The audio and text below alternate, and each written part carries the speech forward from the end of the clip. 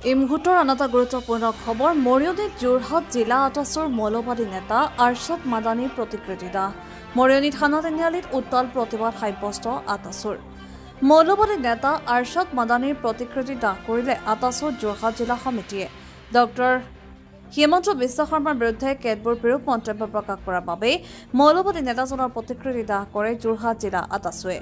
আমি পুনৰবাৰ জনাইছো এনি এক্সপ্ৰেছৰ দৰ্শকসকলক মৰিয়নি যোৰহাট জিলা আটাছৰ মৌলবাদী নেতা আৰশাদ মাদানীৰ প্ৰতিকৃতি দাহ মৰিয়নি থানা তিনিআলিত উত্তাল প্ৰতিবাদ আটাছৰ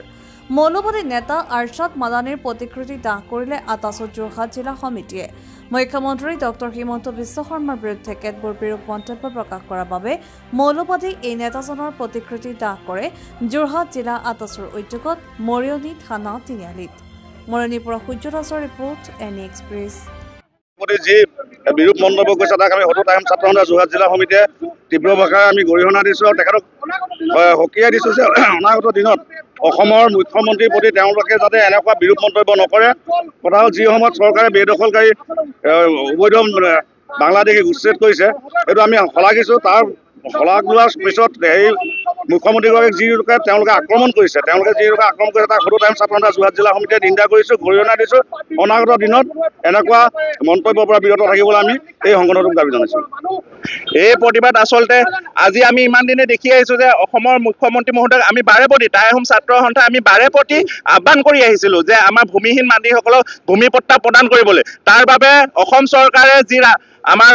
চৰকাৰী আমাৰ মাটি আছে সেই মাটিত যি বেদখল আছে সেই বেদখল মুক্ত কৰিবলৈ উচ্ছেদ চলাইছে উচ্ছেদ চলোৱাৰ ক্ষেত্ৰত এই জামাতুল ওলাই সেই আপোনাৰ আৰশাদ মাদানীৰ দৰে তেনেকৈ আপোনাৰ ইছলামী মৌলবাদী পৃষ্ঠপোষকতা কৰা মানুহসকলে যিদৰে অসমৰ মুখ্যমন্ত্ৰীক ইয়াৰ পৰা বয়কট কৰিব লাগে বুলি কৈছে আৰু এজন মুখ্যমন্ত্ৰীয়ে যেতিয়া আমাৰ অসমীয়াৰ দুখ বুজি আৰু আমাৰ অসমীয়াৰ বাবে মাটি ভূমিপট্টা প্ৰদান কৰিবলৈ চৰকাৰী বেদখল মুক্ত কৰি আছে তেনে ক্ষেত্ৰত এই কথা কেতিয়াও মানি লোৱা নহ'ব আৰশাদ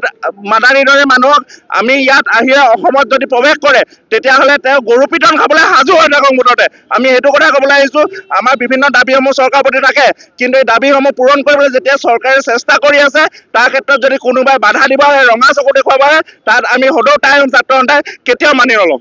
তো প্ৰথম কথাটো হৈছে যে সদৌ টাই আহোম ছাত্ৰ সন্থাই কোনোবা আদানী কোনোবা জমিয়ত উলেমা কিন্তু ৰঙা চকুলৈ ভয় নকৰে অসমৰ মুখ্যমন্ত্ৰী আসন এখন গৰিমামণ্ডিত আসন ঐতিহ্যমণ্ডিত আসন এই আসনখনে কোন বিৰাজমান হৈছে সেই কথা ডাঙৰ কথা নহয় কিন্তু এই আসনখনৰ প্ৰতি যিদৰে ৰঙা চকু প্ৰদৰ্শন কৰিছে অসমৰ যিসকল বনাঞ্চল আছে যিবোৰ ভূমি আছে উচ্ছেদ কৰি আচলতে বেদখলসমূহ উচ্ছেদ কৰি আছে অসম চৰকাৰে যি আচলতে মহানৱতাৰ পৰিচয় দাঙি ধৰিছে সেই ক্ষেত্ৰত তেওঁলোকে আচলতে বিষয়বস্তু বিচাৰিব বিচাৰিছে এক মৌলিক বিষয়বস্তু যিহেতু মৌলতাবাদী যিবোৰ মৌলিক যিবোৰ বিষয়বস্তু বিচাৰাই গোটেই অসমখনক অশান্ত কৰিব বিচাৰিছে জৰ্জৰ কৰিব বিচাৰিছে সেই কথা আমি সদৌ টাইম ছাত্ৰ সন্থাক তীব্ৰ ভাষাৰে গৰিহণা দিছোঁ আজি সদৌ টাইম ছাত্ৰ সন্থা যোৰহাট জিলা সমিতিৰ উদ্যোগত আমি সেই